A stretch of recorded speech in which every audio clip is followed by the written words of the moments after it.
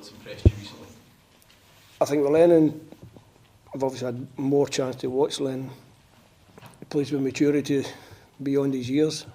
He captains his club, which is a big thing at such a young age. Good qualities, can play deep in midfield, can play higher in midfield, good delivery, box to box, good energy.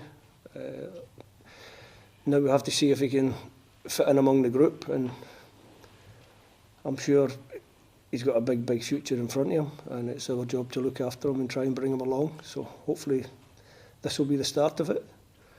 And it's similar with James. It's someone who catches your eye, runs behind, he looks to score goals, which is a great trait. We're always looking for goal scorers. He's got a few in the Premier League this year. He's got into the team, he's stayed in the team, which tells you that what we saw. I actually brought him into one of the camps last year. We were short a couple of bodies and brought a couple of young boys into the camp, and James was one of them, caught our eye, and just in a short training session. He's obviously caught the eye of the people at Hearts. He's playing week in, week out.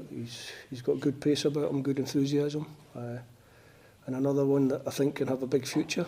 But for now is to come into the squad and see how he measures up.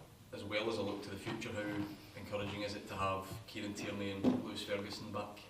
Always good to get your good players. So both of them very good players. Unlucky with injury, and fingers crossed they can come back and have an injury-free year and help us to stay in the Nations League and qualify for the World Cup. Well, that's the two objectives for the campaign, is to stay in the top flight of the Nations League and qualify for the World Cup. Well, Lennon and James, is it very interesting at this point to see them come in and see how they react to this environment at such a young age? Yeah, I think so. It's something that you've always got. When I first came into the job, I looked at the squad we had and I felt we were quite inexperienced. So was to try and give them caps and make them more seasoned international players, and we've done that. Now you get to a stage where I've been in, it's coming up 6 years in the job. Feels longer than that, but it's coming up 6 years. And you have to cast your eye to the future as well, because some of these players will, by a natural wastage, will go over the top, won't be available for the next campaigns after whoever's in charge, but afterwards. So you have to start looking at who you can bring through. We've got some younger ones already in the squad. Billy, obviously Ben Doak had come into the squad and done really well, but not available for this camp. So it's just a matter of trying to get the balance right so we can move forward with a balanced squad. Do you need to be a special type of talent to really catch the eye at 18 years old? I think it helps. It definitely helps. But we're always looking. I think it shows as well that we're always looking. We're looking at the younger ones, and sometimes you have to accelerate. Aaron Hickey sort of came from nowhere and became a big part of the squad. Unfortunately, out injured, but progressing well, which is good news for everybody, especially Aaron.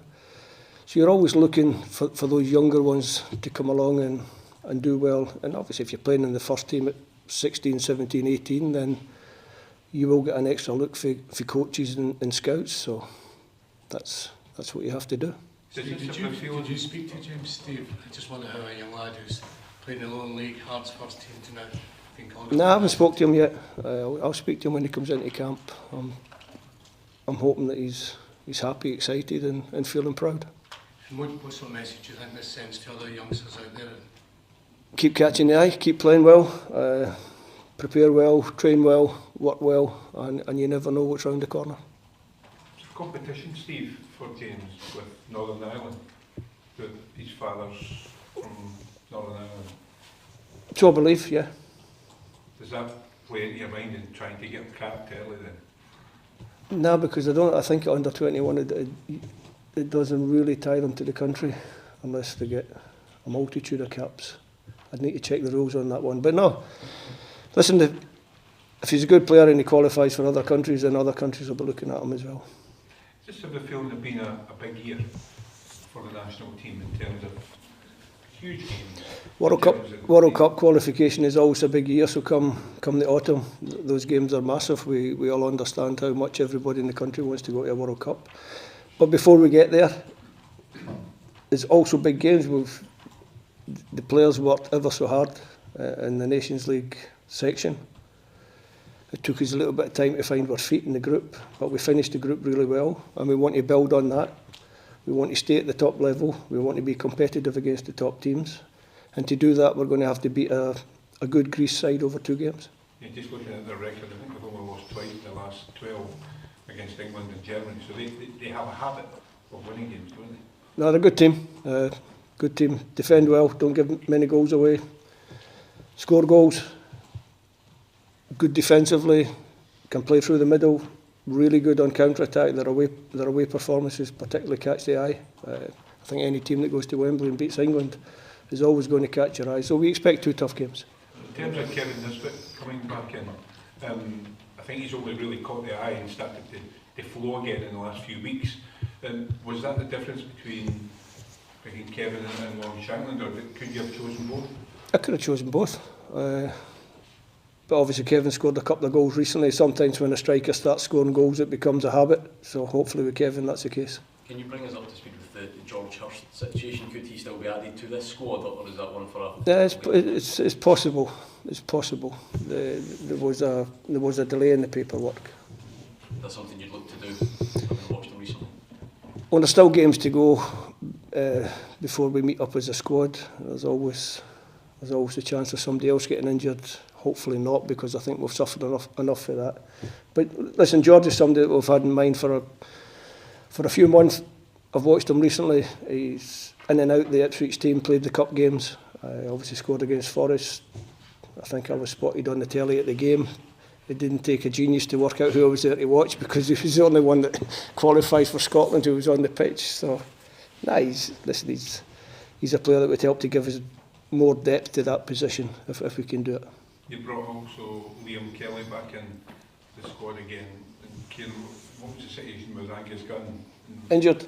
He's injured again. Injured. He's tweaked his hamstring, so he's going to be out for 2 or 3 weeks, I think. So that's the situation there. Looking at the backup goalkeepers to Craig, the choice wasn't great, if I'm being honest, because most of them don't play. But Liam's had some recent football at Rangers when Jack Buckland was out injured, and I thought he did very well, so he deserves his place back in the squad.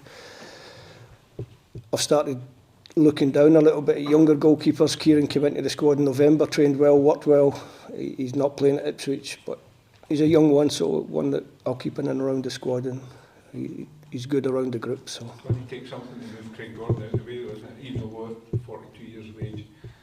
Well, if he keeps doing what he's doing, he'll be in my squad.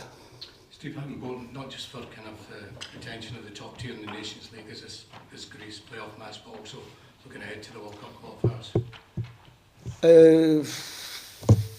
Obviously we'll get to know each other a little bit better. Both teams will know each other a little bit better before we get to the games in the autumn. But for now, it's just to concentrate on the objective, which is to get the right results against Greece and stay in the top flight.